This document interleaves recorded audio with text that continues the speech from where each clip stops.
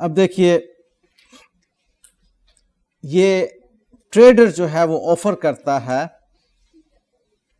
2 types of discount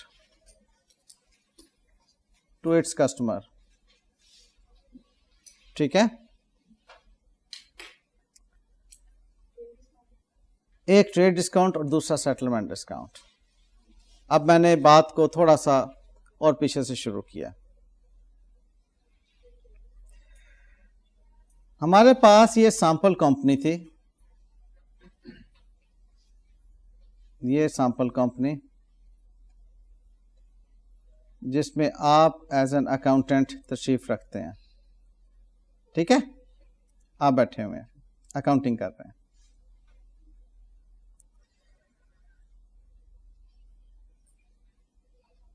آپ کے یہ کسٹمر صاحب ہیں,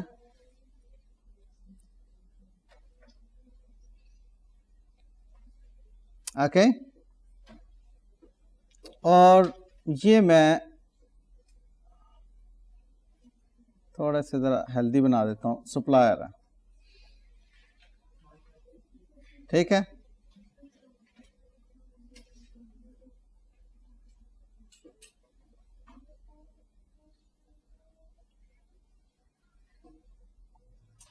ٹھیک ہو گیا, یہ سپلائر ہیں اور وہ آپ کے جو ہیں کسٹمر ہیں.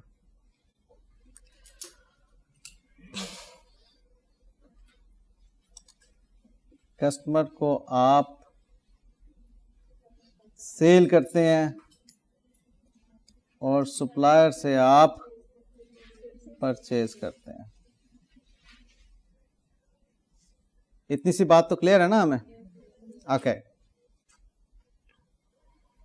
اب یہ کہہ رہا ہے کہ آپ نے اپنے کسٹمر کو جب گڈس سیل کرنی ہے تو آپ کا کسٹمر کہتا ہے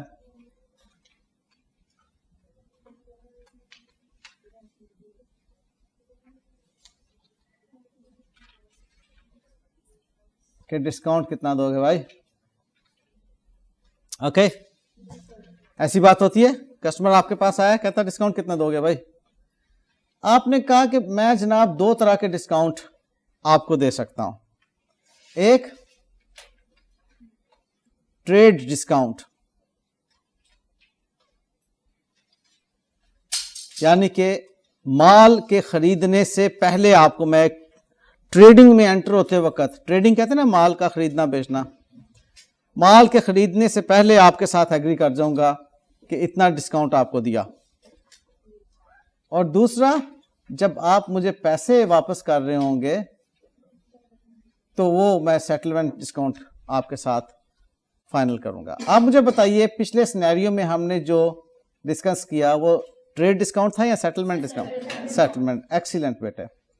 وہ سیٹلمنٹ ڈسکاؤنٹ 2 طرح کا ہوتا ہے, یا یوں کہہ لیجئے کہ جو آپ کسٹمر کے ساتھ ڈسکس کرتے ہیں ڈسکاؤنٹ, وہ ڈسکاؤنٹ الاؤڈ ہوتا ہے, یوں آپ کہہ لیجئے.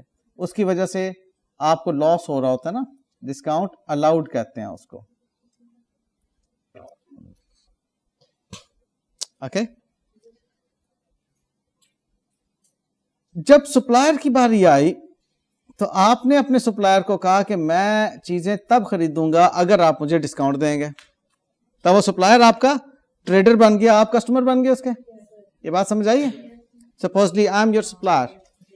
اب آپ مجھ سے چیزیں خریدتے ہیں, آپ کہتے ہیں سر آپ سے ہم چیزیں تب خریدیں گے اگر آپ ڈسکاؤنٹ دیں گے.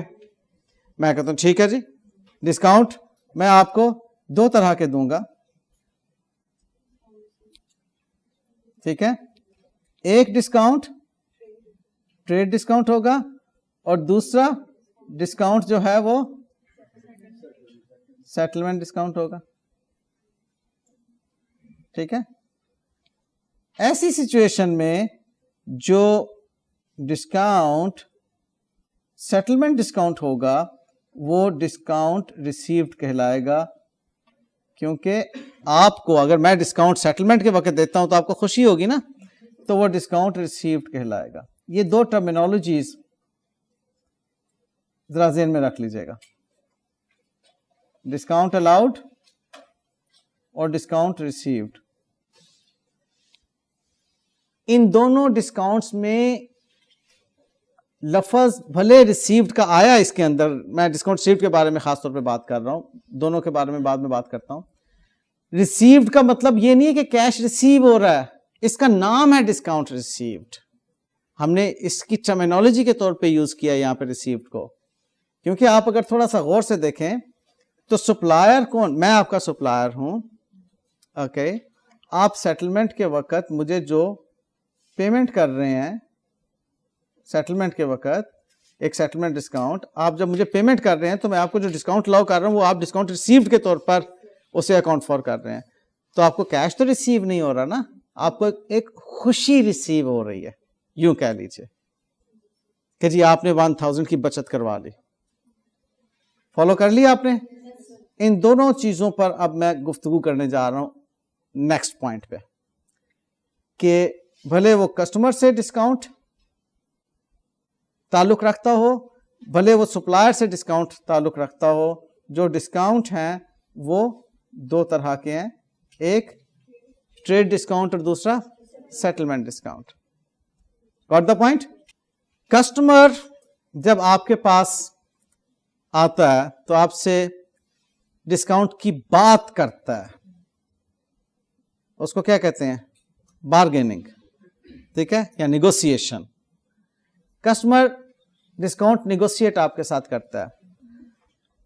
आप अगर मान जाते हो उस डिस्काउंट को तो ट्रांजैक्शन जो है वो आगे बढ़ती है, बात आगे बढ़ती है, वरना कस्टमर कहता है आई एम सॉरी, मैं किसी और दुकान से जाके चीज खरीदूंगा। तो इसका मतलब है कि ट्रांजैक्शन के फाइनल होने से पहले जो डिस्काउंट नेगोशिएट हो रहा है उसको हम कह रहे हैं ट्रेड डिस्काउंट। अब ट्रांजैक्शन फाइनल हो गई कि जी आपने 3 लाख रुपए की चीजें जो हैं वो मिस्टर महबूब को सेल कर दी आफ्टर डिस्काउंट। वो चीजें टोटल कितने की थी? 3,20,000 की। आपने 20,000 डिस्काउंट छोड़ दिया, वो ट्रेड डिस्काउंट था जो छोड़ दिया। अब आपने मिस्टर महबूब जो कि आपके कस्टमर है उनसे आपने 3,20,000 रिसीव करना है या 3 लाख रिसीव करना है? 3,20,000 तो नहीं रिसीव करना, वो उसका जिक्र भी कहीं नहीं करना, कभी आपने जितलाना भी नहीं है। और भाईजान आपको हमने 20,000 का डिस्काउंट दिया था, वो कहेगा अगर ना देते तो मैं आपसे ना खरीदता चीजें, क्यों मुझे ऐसी बात कर रहे हैं, मैं कहीं और से खरीद लेता जहां मुझे हो सकता है 30,000 का डिस्काउंट मिल जाता।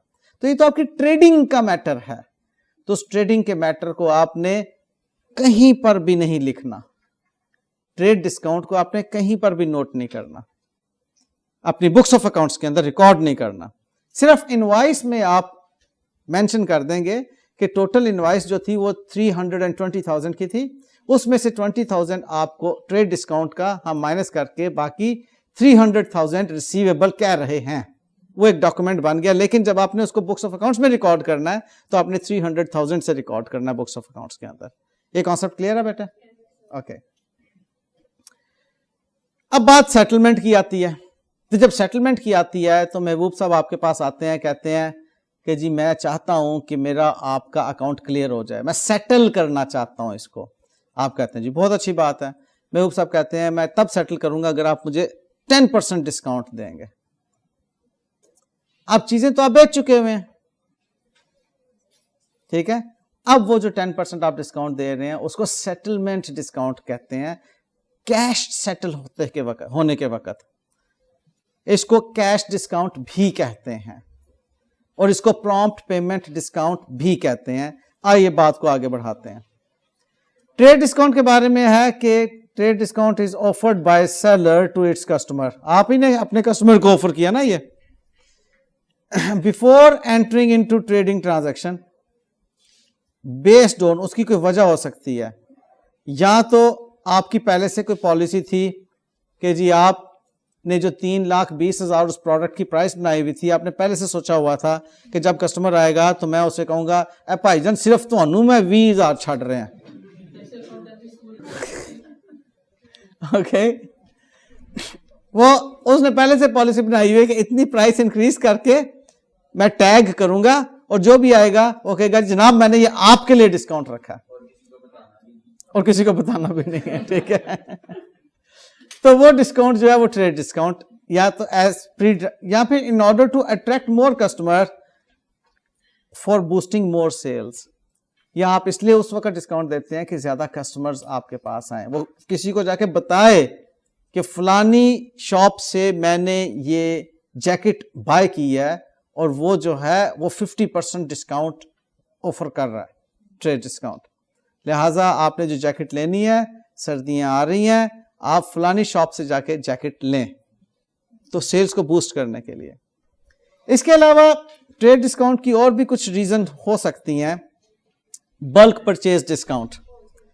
آپ کے پاس ایک بندہ آیا, وہ کہتا ہے جی کہ میں نے آپ سے ایک جیکٹ نہیں لینی, میں نے 100 جیکٹس لینی ہے. آپ نے فوراً سیدھے ہو کے بیٹھ کے چائے منگاؤں؟ نہیں چائے پی لو, اور چھوٹے چائے کے ساتھ بسکٹ بھی لے کر آنا. اب آپ کو پتا ہے کہ 100 اکٹھی جیکٹس بکنے لگی ہیں, تو اب جب بات آئے گی ڈسکاؤنٹ کی تو آپ اس کو 20,000 چھوڑنے کے بجائے 25,000 ہو سکتا ہے پر جیکٹ چھوڑ دیں. اوکے.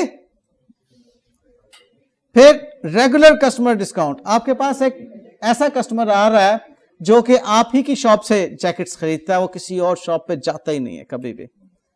اب پچھلے 5 سال سے 10 سال سے وہ آپ نے اس کے لیے ایک ڈسکاؤنٹ اناؤنس کر دیا جو کہ باقی کسی کو نہیں دے رہے, آپ صرف ریگولر کسٹمر کو دے رہے ہیں.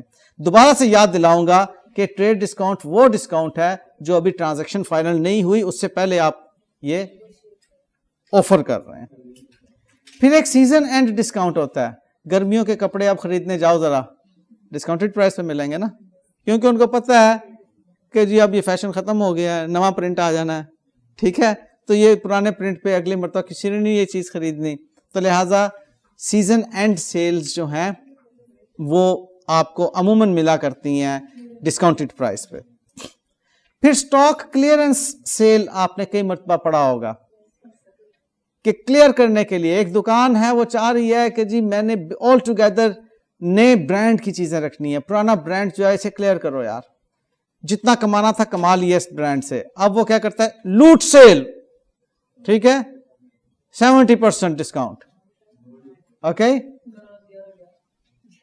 تو اس کے اوپر کیا ہوا, اب وہ اگین ٹرانزیکشن فائنل ہونے سے پہلے لوٹ سیل لگ گئی, کلیئرنس سیل لگ گئی. اوکے. Bargain discount. اور آخر میں یہ ہے کہ وہ کہتا ہے نہیں میں نے تو جناب آپ سے 35% ڈسکاؤنٹ لیے بغیر آپ کی دکان سے جانا ہی نہیں ہے. تو بارگیننگ ہوتی ہے اور ڈسکاؤنٹ آفر ہو جاتا ہے. تو یہ تمام ایگزامپلز ہیں آپ کی ٹریڈ ڈسکاؤنٹ کے.